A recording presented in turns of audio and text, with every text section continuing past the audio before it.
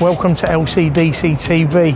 Today we're out in Bromley and we'll be speaking to this man, Laurence Fox, the man who would be mayor, on his plans for the cab trade and Londoners. I think you're going to enjoy it.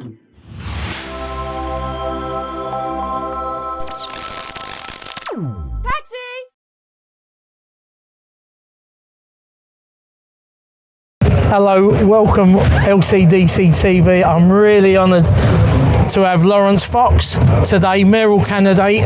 Thanks for giving up your time. I know you're very busy, Laurence. Oh, no, lovely. I've been out on the stump with Laurence this morning in Bromley, and big crowds. Everyone wants to talk to him. What's your plans? What's this? But I'm going to start off with you as a person and London before we get to just taxi specifics. So, Laurence Fox, if people in London voted for you as mayor, what would Laurence Fox's London look like? I think probably first and foremost, obviously we've got to get this city up and open. I mean, it's nice to see it's starting to come back a bit, but there's no reason why we're shut at the moment. And then we've got to think about how people get to and from work. It's the most important thing, right? And we've had while we've all been locked down in this sort of unconsciousness we've been put into by the government, he's completely rewired London's transport network, Sadiq. So my dad, I lost my mum last year. I moved 1.5 miles from my dad, Stockwell to Camberwell. That used to take me 10 minutes. It's now half an hour of traffic. Just so he might have gone, right, well, we've made it easier to, we've quietened down neighbourhoods. But actually what he's done is just put a huge amount of pollution on the main thoroughfares. He's made it frightening for women to walk home from the station. We had a girl in Walthamstow the other day, she said, I can't go from the train to my house because there's no cars. And I'm terrified of it. You need, we need to be nimble, right? And that's the most important thing. And in terms of cabs are a character in the story, aren't they? And I just get this feeling that, look, he hates motorists anyway, and I can see why, he wants this great utopian vision of the world. But it's also like, you've got to ask people before you do it. Yeah, there's no consultation though, was there? No one has been consulted. I was up in Hackney at their road closures in Hackney, and it's like you can't even get from one community to another, and they're saying these are not necessary car journeys or transport journeys. I'm like, who decides what is and isn't necessary? It's like all unnecessary businesses have to be closed. Who decides whether they're necessary or not unnecessary? You trust people. We're citizens, we're voters, and we're in a free democracy. You trust us to make our own risk assessments. Yeah. And when it comes to black cabs, but as I said, black cabs are a character in the story of London. And as I was saying to you before, when my sister went out on her first night out, I love this story. Listen to this. Go on. My dad took out that 20 quid, the old one, and he went, you make sure you get a black cab home at night. And this is crucial. And now I was speaking to some cabbies the other day, and they were saying you can't pick up people outside UCH. So you've got people coming out after chemotherapy, and they've got to walk across 3 streets. It's absolute madness. And like you said there, you just touched on that. We've got local authorities in London, like Camden, who are one of the worst. You can't go up Tottenham Court Road. And if you look at it, London, coming out of COVID, we need London to be open. We need businesses to be open, whether it's a taxi driver dropping someone at a store or picking up from a store. Tottenham Court Road is the first ever IKEA high street store, right? Yeah. And what's IKEA famous for? What, you're going to carry that massive flat pack wardrobe home on? You're going to put it on your shoulders, on a bike? I'll take the 60-inch flat screen on my back. That's what I'll do. It don't make sense, does it? Well, the problem is that the people that come up with these policies aren't normal people. No. So they just haven't lived normal lives. So they go, it sounds better, we'll do that. I scratch my head often, but one of the things I do think about, Laurence, is how was London, who I always used to be thinking, I grew up in London, are born and bred, like sensible people, right? How has London been hijacked with these LTNs and the mayor who's like a complete car zealot? How are we going to break free from that cycle? Well, it's an ideology, isn't it? And my whole vibe is that people should be able to make their own choices about their lives. That's dangerous though, Laurence. Really dangerous. Where's your mask, by the way? Oh, I lost it somewhere in the bin. Okay, I thought I'd just ask that. Once, I was never a big fan of the mask. I've watched Twitter, I can see that, Because there's not much science going on with a mask, unfortunately, but we're not allowed to say that because that makes us evil. That's right. This film will be condemned by the government. It'll be demonetised straight away. So we know in your past, your father, great actor by the way, has said to your daughter, your sister, get a black cab home, and that was part of London life, wasn't it? That's you what could I would trust say to my kids. I'll be saying that to my own kids. And in the morning, I used to work earlys, and you'd be driving around Fulham, and there'd be parents say to you, flag you down, and say to you, "This is the address. Here's a tenner. It goes about £8 to the Montessori on that road," and they would actually put their children in the back of the taxi because they trusted you implicitly. I've done it myself. Yeah, I've done it myself with my own kids. So, a question for you, Laurence. Sadiq Khan has excluded us now from his public transport family. If you was elected, would you still shun the cab trade, or would you embrace the cab trade? No, you're the fifth emergency service. There should only be 5 people in it, and it definitely should be one of us. Absolutely, it's a story. It's a character in London. It's mad. I don't understand what his beef with it is. I was speaking to Courtney. You know Courtney? Yeah, I know Courtney. Yeah, and Courtney was saying to me the other day, he went, at one point he's going to try and stop calling them black cabs as well, in case that offends people. It's like... Unbelievable. Anyway, part for the cab trade as well is, as you know, with a black cab, it's always been, you could have a black cab forever as long as it passed the really strict tests every year. Boris changed that and said you can have 15 years. For some reason, Sadiq Khan has introduced a 12-year age limit. So he's took 3 years off the lifespan of a decent, properly checked workhorse, right? Do you think that if you was a mayor, you would give us back the 3 years? And what's your views on London leading a carless economy, whatever that means? I think in terms of the 12 to 15 years thing, I think that's just taxation under a different name. It's just going, it's environmental. But it's like, this is the same vehicle. And as you say, they're the most well-maintained vehicles in town. They have to be. Huge, and rightly so. Rightly so. Huge numbers of cab drivers are now taking on electric vehicles, so they're green as they come. And that's what I feel about it. I mean, it's just simple. The age limits was all to do with the emissions. With these electric taxis, that again, with interest, £75,000, a lot of money, a lot of drivers suffering, can't pay the money. If you bought an electric cab, do you think there would ever be a very good argument from you as mayor to say, you know what, they're zero emission, so they can carry on until they break down and can't be put on the road anymore? Help drivers have a longer payment plan to afford to buy these vehicles. Absolutely, and as you were saying, in terms of the VAT as well, this is an expensive vehicle. It's providing a public service. It provides transport for disabled people. It's totally inclusive, so it should be exclusive of VAT. You shouldn't have to pay VAT. You shouldn't pay VAT. Well, that make a big difference on the black cab. Especially when no one's been working, and there's, you've got how many cabbies? 1 in 4 are going down at Yeah. It's like it's big numbers, and again, when I hear Sadiq say we want London to be a car-less economy and come out of this recession carless, we're going to need some more global warming then, aren't we? I mean, if we want it to be a carless economy. I'm really sorry, we're not in Los Angeles. No, that's right. Pissing with rain on a January evening. You're not going to be going, I'll get my rollerblades on. And again, with these Do you know what I mean? And again, with these LTNs, I mean, shutting communities off.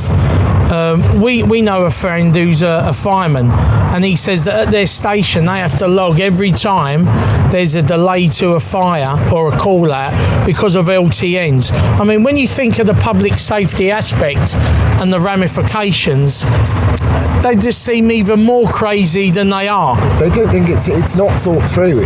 People that have like utopian visions of what cities should look like tend not to have lived a proper life. They might have had a degree in it, but they've not actually walked around and seen it. Every single time you go onto the main thoroughfares of London now, they are blocked. So are you creating pollution or are you reducing pollution? You're creating pollution. And in terms of the LTNs, I mean, someone just turn up with a forklift truck and drop it off. It's mad that you can't get ambulances through it. I've got disabled mates who can't get their medicines, they can't do anything. You've got small businesses that deliver stuff. It's like, you've got to think about, I'm like, build back freer, give people the stuff to do it, build back local as well. Bollocks to all of this chain rubbish. This is a capital city. It needs to reflect the nation. Exactly. And from my point of view as a London cab driver, you can't, if you're going to use a cab, there's no more local than a London black cab. We don't need an American global corp app. You know, Londoners should be getting behind the black cabs, you know. And the trouble that the black cabs have, Laurence, is people might say, oh yeah, because of the traffic, they're a little bit expensive when you get caught in traffic. But Transport for London tell us what vehicles to buy. They tell us how much we have to charge on the fare. Like you said, there's never any proper consultation. It's, this is what you're going to get.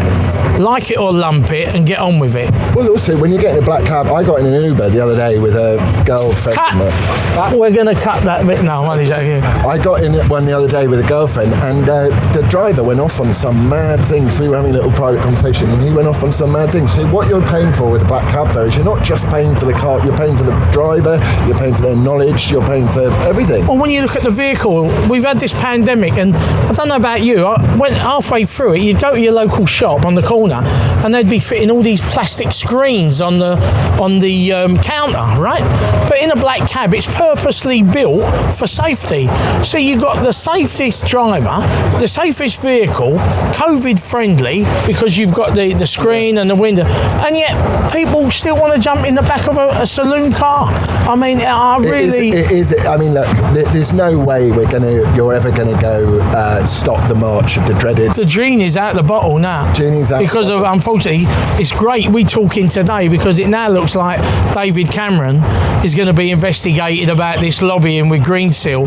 If it wasn't for David Cameron and Osborne getting hold of Boris and telling them leave Uber alone, because when Boris was mayor, I had a meeting with him and he said to me, Grant, I've got some bad news. I've had David on the phone, Cameron, and he's told me to leave Uber alone. And if it wasn't for the interference of the Prime Minister and the Chancellor, and let's get it right, when there's ever a Prime Minister of this great country lobbied on behalf of an American minicab firm, and that's all they are, right? Where have we sunk so low?